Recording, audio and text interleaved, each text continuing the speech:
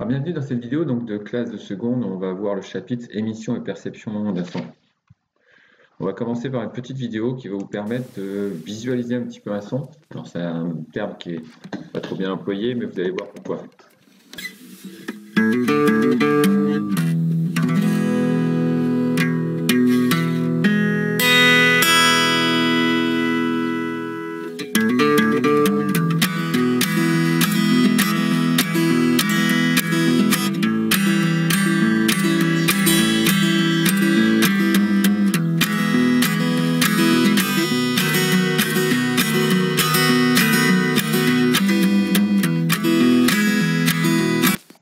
Donc vous avez pu voir dans cette vidéo que les cordes vibrent, ce qu'on ne peut pas voir à l'œil nu. Et donc ces cordes qui vibrent avec des mouvements qui sont répétés, c'est ce qu'on appelle des sons périodiques. On va voir tout ça en détail. Donc première partie, la propagation des sons. Donc ce qu'il faut se dire que pour pouvoir créer un son, il faut un élément qui vibre. Vous pouvez avoir les instruments à cordes, donc comme guitare par exemple, violon, violoncelle, ainsi de suite. Vous avez des instruments à membrane, comme les djembés ou alors les tambours, et vous avez les instruments à air, donc avec une colonne d'air. En fait, c'est la colonne d'air qui vibre. Donc vous avez, comme ici la trompette, vous avez tout un tuyau en fait qui a une certaine longueur, et les pistons vont permettre de couper cette colonne d'air, et donc de modifier la longueur de la colonne d'air qui vibre. Des fois, il faut une caisse de résonance pour amplifier le son. Donc, comme ici pour le djembé, comme ici pour la guitare. Donc, c'est une espèce de boîte qui va se mettre à vibrer par l'air ou grâce à l'air qui est vibré par les cordes ou grâce à l'air qui a été vibré par la membrane. Et donc, cette caisse va se mettre à vibrer aussi et donc va amplifier le son. Ensuite, concernant la propagation, on va regarder une petite animation. Donc là, vous avez une impulsion qui est partie, ici. Voilà l'air qui est comprimé, et cette compression va se déplacer, mais l'air reste globalement sur place. Ensuite, lorsqu'on a un mouvement qui est répété, ici, on voit que les colonnes d'air, là, qui font des allers-retours sur place, donc elles se compressent. Elles se compressent par endroits, la compression se met à avancer. Donc ça veut dire que l'air se propage, en fait. Mais globalement, l'air reste sur place, ne se déplace pas, c'est juste une compression là, qui avance. Donc le son a besoin de matière pour se propager, donc ici par exemple l'air, ou ça peut être des solides, des liquides, donc le son peut se déplacer dans l'eau, peut se propager dans l'eau, le son peut se propager dans les solides également, c'est pour ça que les Indiens mettent l'oreille sur le rail en fer donc des trains, mais par contre le son ne se propage pas dans le vide. Il a besoin de matière pour se propager, donc s'il y a du vide, s'il n'y a plus de matière, le son ne peut pas se propager. Et puis donc on va voir ce qui se passe lorsqu'il y a un orage. Donc on voit l'éclair, c'est la partie visible, et on entend le tonnerre, c'est la partie sonore. Là, il y a eu l'éclair, donc visible. Et là, on entend le tonnerre en retard.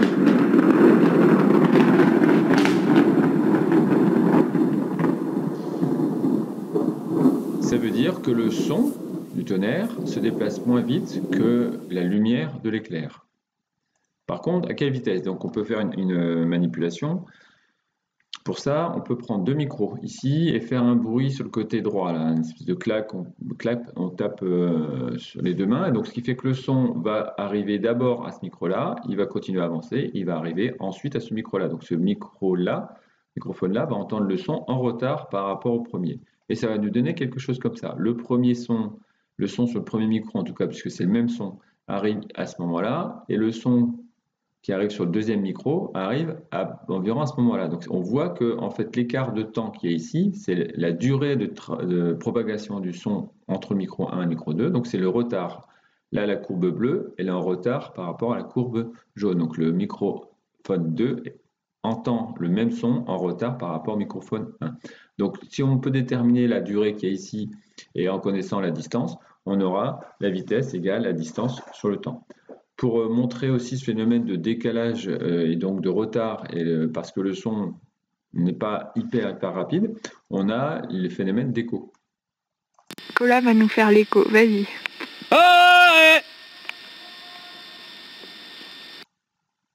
Voilà, donc le son est revenu, il a été en fait,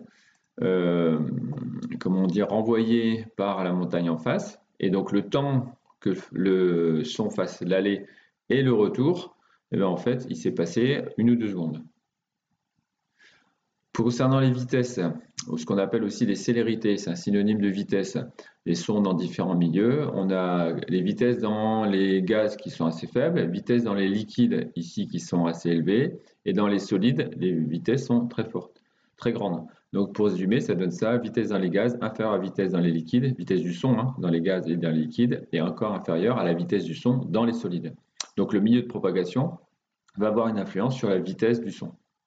Donc on va voir la deuxième partie qui concerne les sons périodiques. Alors, un son peut être visible grâce à un microphone. Donc ça, c'est ce qu'on appelle l'enregistrement d'un son. Et donc, vous avez un visuel ici, vous avez en fait un son, mais donc on peut se rendre compte de la différence de hauteur. Là, il n'y a quasiment pas de son, là, il y a du son. Et donc, on va en voir quelques-uns réels pour s'en rendre compte. Par exemple, ici, voilà, c'est une note de piano. Et si on grossit, on peut se rendre compte qu'il y a plein d'oscillations qui sont très resserrées. Voilà. Et surtout, on se rend compte que ces oscillations sont répétées. Vous voyez ici, par exemple, je vais d'un sommet à un autre ici, ensuite d'un sommet à un autre sommet ici, et généralement, il y a le même écart. Voilà. Je peux prendre par exemple d'un creux à un creux, on voit qu'il y a le même écart. Je peux prendre de cette petite bosse à l'autre petite bosse identique. Là, il y a toujours le même écart. Donc, qu'est-ce que ça veut dire? Ça veut dire qu'on a affaire à des sons qui sont répétés, mais qui sont répétés de manière régulière. Donc, c'est ce qu'on appelle des phénomènes périodiques. Un phénomène qui se répète est appelé répétitif, mais un phénomène qui se répète à intervalles identiques, intervalle de temps identique, est appelé périodique. C'est ce qu'on a vu juste avant. Du coup, on peut définir différents termes qui sont, par exemple, déjà la période d'un son. Alors, la période, qu'est-ce que c'est? Exemple, un TP de physique, et tous les vendredis, la période est de 5 jours. Donc, c'est répété, tous les 5 jours, on a TP de physique. Donc, ça veut dire que la période est la durée d'une répétition, en fait. C'est l'écart de temps entre deux événements qui sont répétés de manière complètement identique. Donc, ça se note grand T, ne confondez pas grand T et petit t. Petit t, c'est un temps quelconque, grand T, c'est un temps qui est répété, donc c'est la période, et l'unité, c'est la seconde. Donc, on a ici une période entre ces deux petites bosses-là, on pourrait avoir la même période entre la grande bosse et la grande bosse suivante, ou le creux et le grand creux suivant. Ensuite, associé à la période, il y a la fréquence d'un son.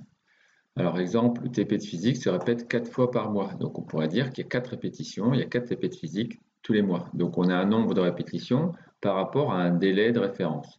Sauf que ce délai de référence en physique, ce n'est pas un mois, c'est une seconde. Et donc, la fréquence, c'est le nombre de répétitions en une seconde. Donc, si vous avez un phénomène qui a 50 Hz, ça veut dire qu'il y a 50 répétitions en une seconde. Donc, c'est extrêmement rapide. Ça se note petit f, f donc minuscule, et l'unité, c'est le Hertz qu'on note grand H, petit z. Donc 1 Hz, ça veut dire une répétition par seconde. 50 Hz, ça veut dire 50 répétitions par seconde. La lumière, c'est des ondes qui sont répétées. On voit qu'il y a des fréquences. Ici, les fréquences de la lumière, c'est autour de 10 puissance 13, 10 puissance 15 Hertz. Donc c'est un nombre, ça c'est 1000 milliards, ça c'est 1 million de milliards. Donc le nombre de répétitions par seconde est extrêmement élevé pour la lumière. Après, vous avez toutes les ondes ici qui ont des fréquences qui sont du coup différentes.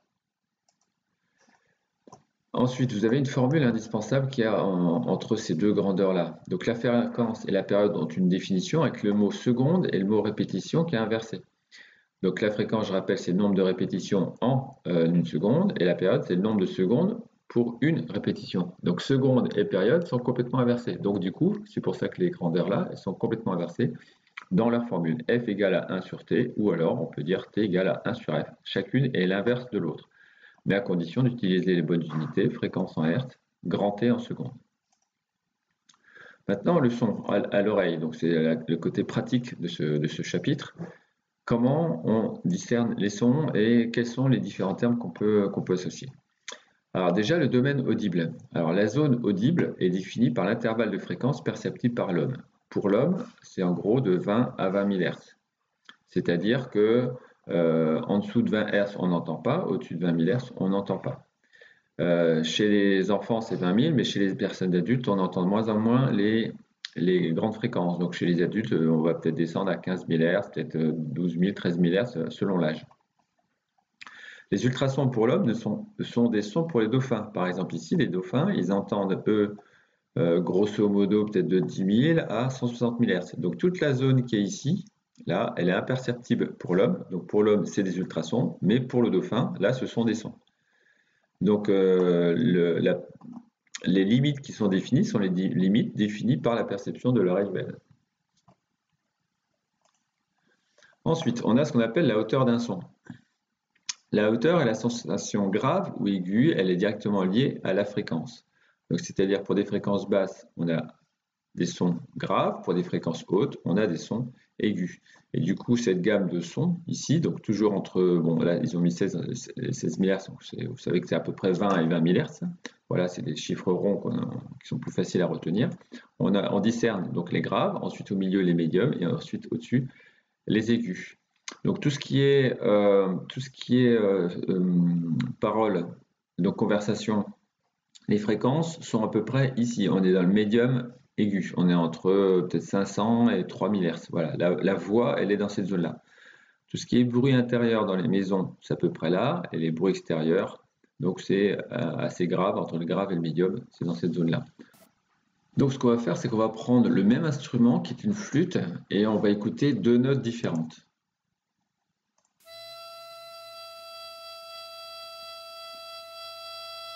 Voilà, c'est une note qui est tenue assez longtemps. On va zoomer pour observer. Voilà, on voit le système de répétition. On voit bien qu'il y a un même motif. Si je prends, par exemple, si je prends cette zone-là, on voit que cette zone-là, elle est répétée. Si je fais un copier-coller, on a toute la courbe. Finalement, on continue. Donc ça montre bien qu'on a un phénomène qui est à la fois répété et en même temps qui est périodique, puisque on a une durée ici qui est constante.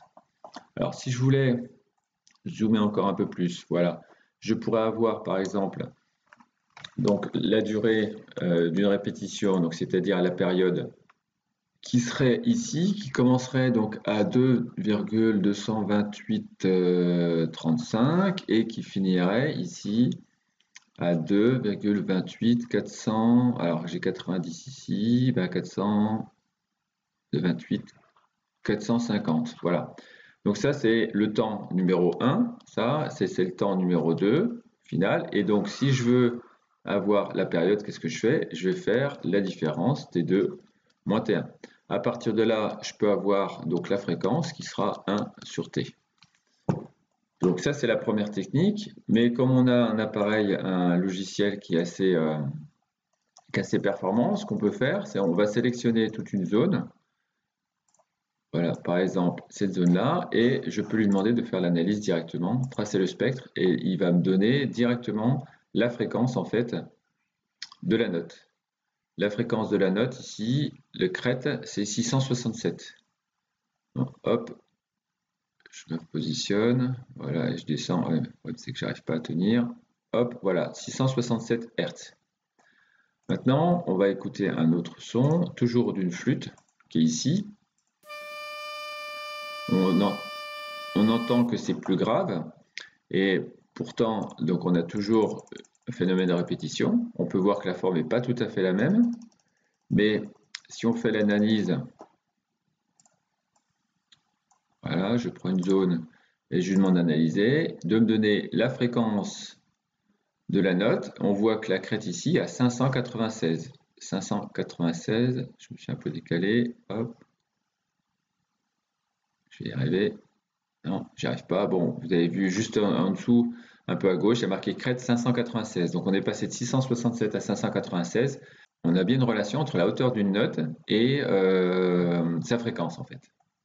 Et toutes les notes vont avoir une fréquence bien précise. Donc vous avez toute la gamme Do, Ré, Mi, Fa, Sol, La, Si. Ici, ensuite, on revient au Do, l'octave suivante. Et ce qu'on peut remarquer, c'est que la même note, le Do, quand on passe à l'octave d'après, on multiplie par 2 la fréquence. Donc c'est absolument pas un hasard. Pourtant, ça a été défini à l'oreille. Mais on voit bien que notre oreille, elle sait reconnaître une fréquence qui est double pour pouvoir donner la même note, mais de l'octave suivante. Ensuite, on a ce qu'on appelle le timbre. Le timbre, c'est ce qui permet de reconnaître un instrument ou une voix. Le timbre, c'est la reconnaissance de la source sonore, c'est lié à la forme du signal. Donc pareil, on va regarder plusieurs notes. Donc on va reprendre la flûte de tout à l'heure. Donc il y a une certaine forme ici. Si je vais sur la flûte, voilà, ça donne ça. Le piano, ça donne ça. Le bois, ça donne ça. Donc on voit qu'on n'a pas du tout les mêmes formes. C'est là, en fait, notre oreille est capable de distinguer la forme du signal et donc du coup est capable de reconnaître un son. Et surtout la source sonore. Et on a deux grandes catégories en fait. On a ce qu'on appelle les sons purs. Les sons purs, c'est une forme très simple de vague, là, ce qu'on appelle sinusoïdale. Donc il n'y a qu'une seule fréquence qui la compose, ou alors on a des sons complexes. On voit que c'est répété de la même manière, c'est la même période. Donc du coup, on a la même fréquence de base. Par contre, tout ce qui explique ces petites formes un peu plus compliquées, c'est le fait qu'il y ait des harmoniques, c'est-à-dire des fréquences plus élevées. Et donc, en fait, une forme complexe comme ça, c'est une combinaison de plusieurs fréquences, mais en tout cas, la fréquence de base reste la même si on a la même période ici. Ensuite, on a le niveau sonore. Le niveau sonore est l'intensité ou la puissance d'un son. C'est ce qu'on appelle le volume, généralement, le volume sonore. L'unité, c'est en décibels, petit d, grand B, par contre. Et l'instrument, ça s'appelle un sonomètre. Il est capable de donner la puissance, le volume sonore en décibels. Vous avez des applications sur téléphone maintenant aussi. Vous tapez sonomètre dans Google Play ou Play Store et puis vous retrouvez exactement la même chose. Alors pour ça, on va écouter donc un son où il y a une variation d'amplitude, de variation de volume sonore.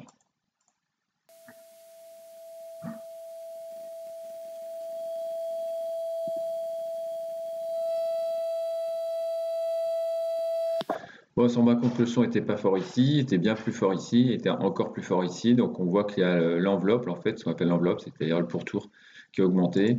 Et si je fais donc un zoom, bon, on aura la même chose. On verra ici que donc là, par exemple, on est entre 0,03 et moins 0,03. Donc si je grossis, on voit à nouveau. Donc là, on a un son pur, par exemple, bien régulier, donc qui a été fait avec un haut-parleur. Si je me mets dans la zone où c'est un peu plus large, donc ça veut dire que le son est un petit peu plus fort. On va avoir en fait exactement la même courbe, sauf que là on va être entre 0,09 et 0,09 en négatif, donc on a une courbe là qui est 3 fois plus haute et donc qui est donc plus forte. Mais la forme du signal n'a pas changé.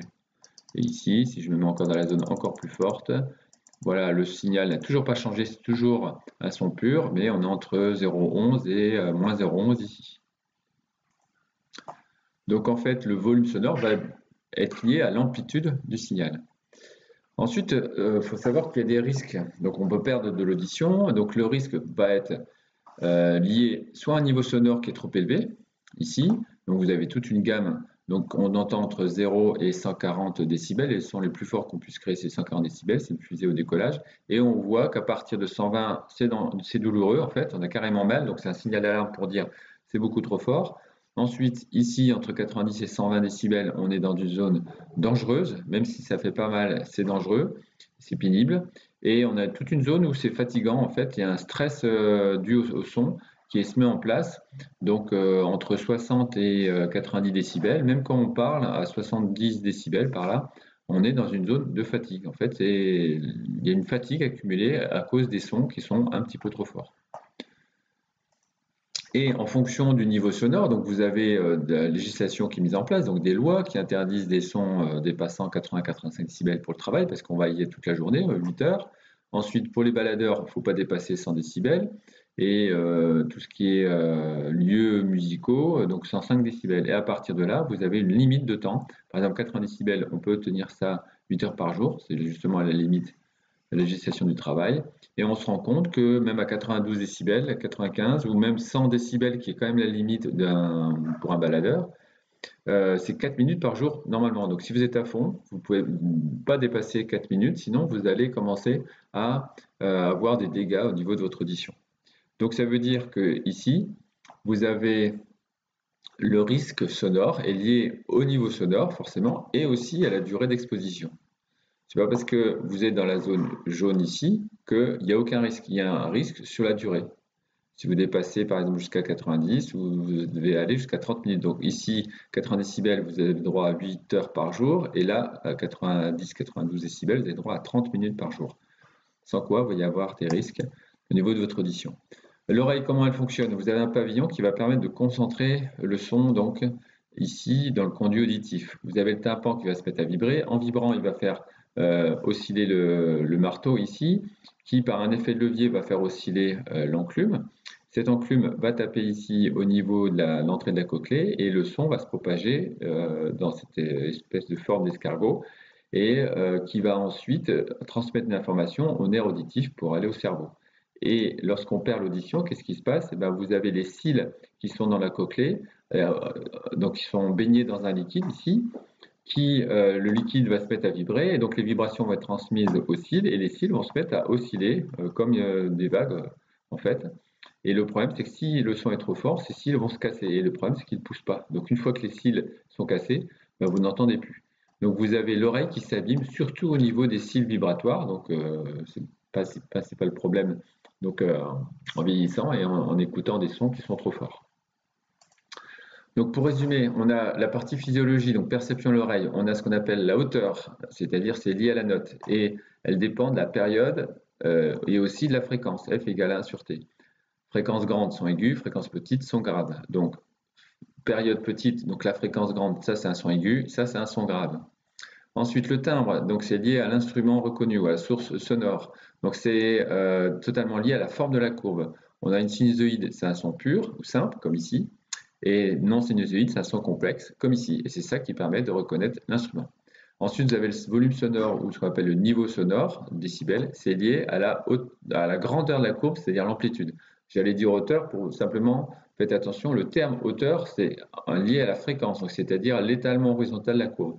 Là, ce serait plutôt la grandeur, et il faut bien utiliser le terme amplitude. Amplitude, ça correspond à la grandeur de la courbe. Une amplitude petite, le son est faible, comme ici. Une amplitude grande, le son est fort, comme ici. Voilà, donc vous avez fait tout le chapitre de classe de seconde sur les émissions et perception des sons. J'espère que maintenant tout est clair pour vous. N'hésitez pas donc à m'aider en mettant un petit coup de pouce. Allez, à bientôt.